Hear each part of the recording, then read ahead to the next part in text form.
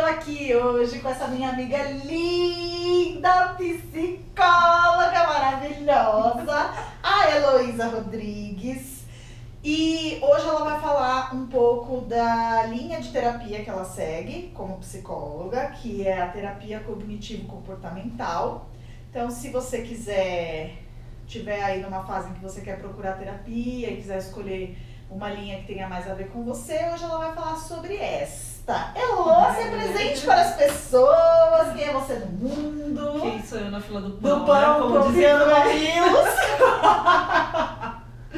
Bom, eu sou a Heloísa Rodrigues, sou psicóloga desde 2004, com formação em psicologia jurídica e desde a formação trabalhando com a terapia cognitivo-comportamental. O que é psicologia jurídica? A psicologia jurídica é uma especialidade que cuida de construção e elaboração de laudos.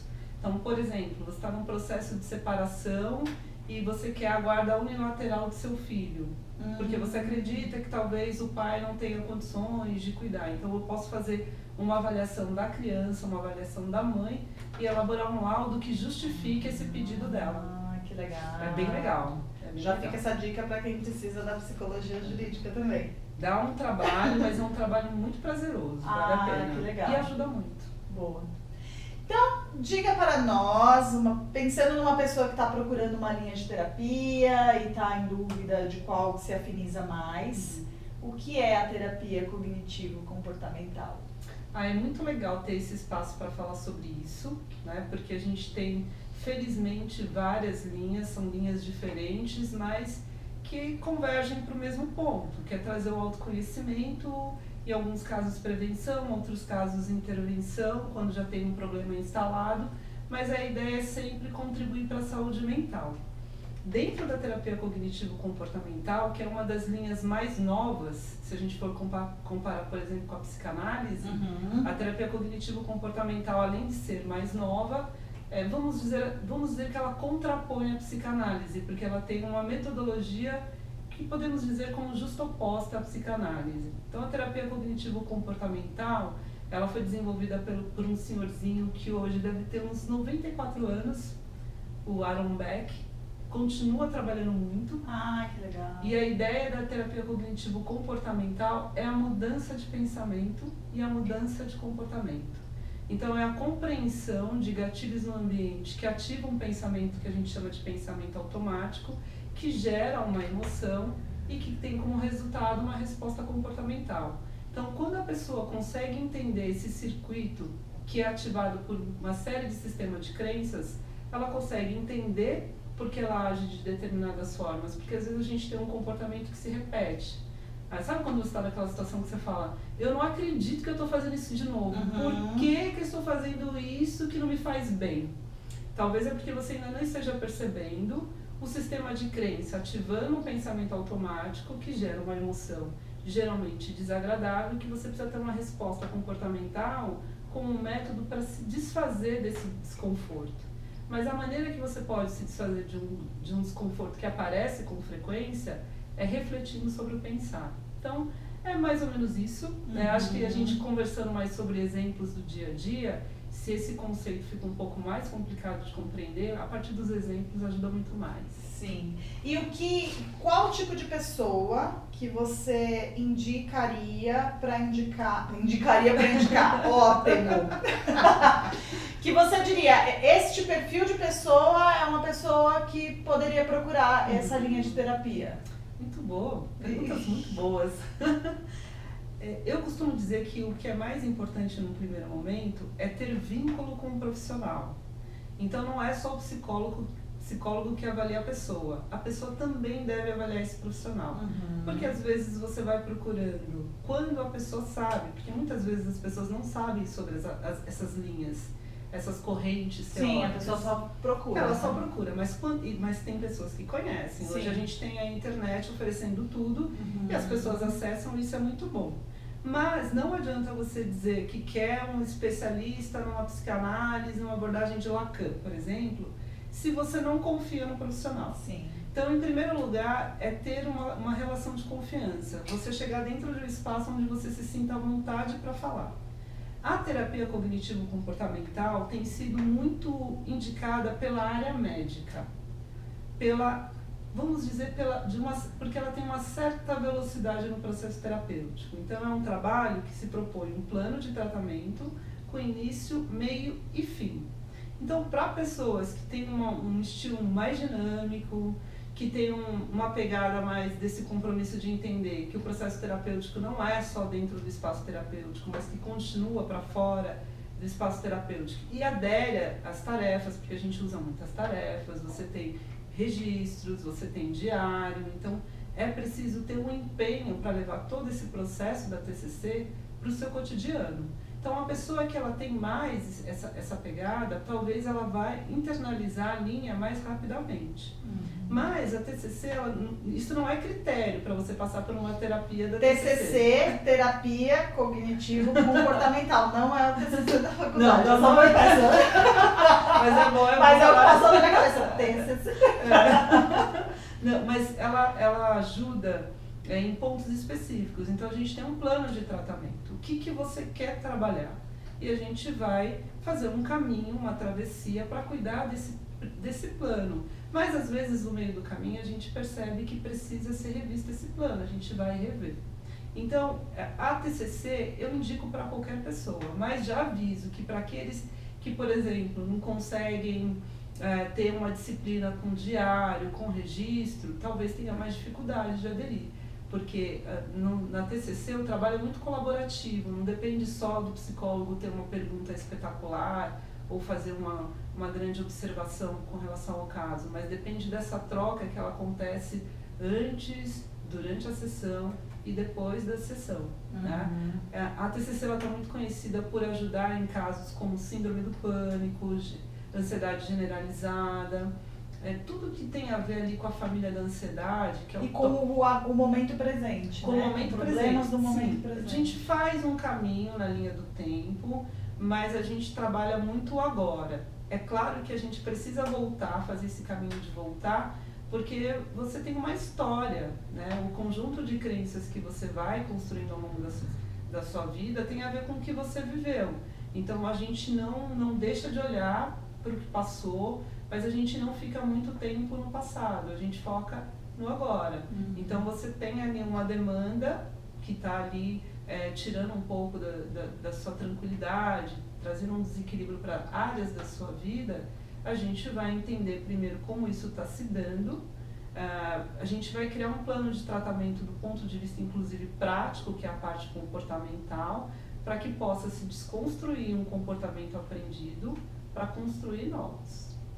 E isso é muito importante porque é no agora. Então, se a pessoa tem medo, por exemplo, de andar de metrô, isso gera uma ansiedade muito grande. Para ela lidar com essa ansiedade, em algum momento ela vai precisar atuar justamente no momento de desconforto. Então, vai andar uma estação de metrô, depois anda 2, depois anda 3. A primeira estação vai acompanhada de alguém, da segunda tentativa vai sozinha, né? Então é fazer um enfrentamento de situação também do ponto de vista prático. E tudo isso a gente vai analisando, né? Para a gente ver como que está esse movimento dos sintomas ansiosos, depressivos. Então a cada 2 ou 3 meses, depende do caso, a gente aplica uma escala para perceber o quanto a gente está avançando nos cuidados de sintomas. Se está diminuindo, se está aumentando, por que está aumentando.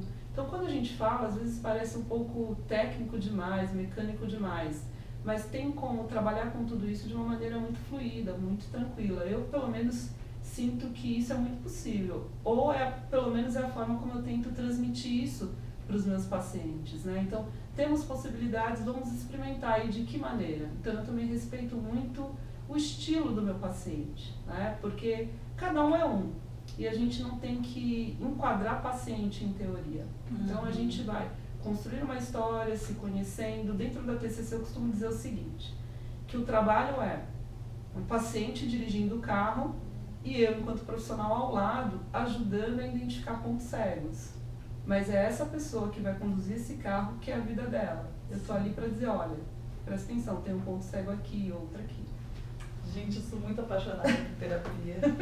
Cara, É boa, muito. Agora uma pergunta polêmica. Qual a diferença do processo de coach? Porque o processo de coach, é claro, os coaches não necessariamente são psicólogos. Alguns Sim, psicólogos sim. até Sim. também estão indo para a linha do coach, né? Sim. Mas eu passo por um processo de coaching em grupo e vi coisas parecidas no sentido de te colocar em ação, Sim. de conseguir transpor os seus medos ou questões que você não está conseguindo lidar na prática, Sim. né? Com metodologia, eu diria. Olha, é difícil responder essa sua pergunta, primeiro porque eu não tenho a formação em coach e eu não sei exatamente como se dá. Como se dá a metodologia. Conforme as pessoas vão dizendo, às vezes eu tive pacientes que perguntaram para mim se eu era coach, né? Porque passaram pela experiência do coach e acharam muito parecido. Eu não sei se o coach bebeu da fonte da TCC, assim como tem várias linhas que acabam bebendo de diferentes fontes e tudo bem. O que eu posso dizer é que a TCC é um processo terapêutico de ressignificação, né? Então é trabalhar profundamente aspectos da vida que eu não sei se o coach dá conta de cuidar, né? Do pouco que eu sei do coach tem uma meta, vamos atingir essa meta de sessão a sessão, né? Dentro da TCC temos uma meta também, mas a gente considera a totalidade, né? Então às vezes não adianta ter uma meta de querer enfrentar esse medo de andar de metrô quando a pessoa ainda não consegue nomear sentimentos. Então ela não sabe nem sequer dizer o que ela sente ou o que ela pensa quando ela vai entrar no metrô. Então a gente precisa cuidar detalhadamente disso. Eu acredito que o coach não se propõe a essa demanda, né? Então eu suponho, como eu mesmo te falei, eu não sei muito sobre o coach, mas eu acredito que a máxima da diferença é porque a TCC é uma linha terapêutica, né? E tudo que a gente usa dentro da TCC são em evidências científicas, né? Os exercícios, inclusive, são exercícios simples, que às vezes os pacientes demoram a acreditar que vai fazer efeito. Como assim, né? O que eu pensei, o que eu senti, como eu agi, né? O que é isso, né? Será que isso funciona? Eu escrevi uma carta de desabafo, o que é isso, né? Parece coisa de escola. Sim, porque a TCC é psicoeducativa. Então ela tem um recurso para trabalhar o autoconhecimento, para provocar mudanças. E isso é que a gente chama do ressignificar. E eu acredito que o coach talvez nem dê tempo para...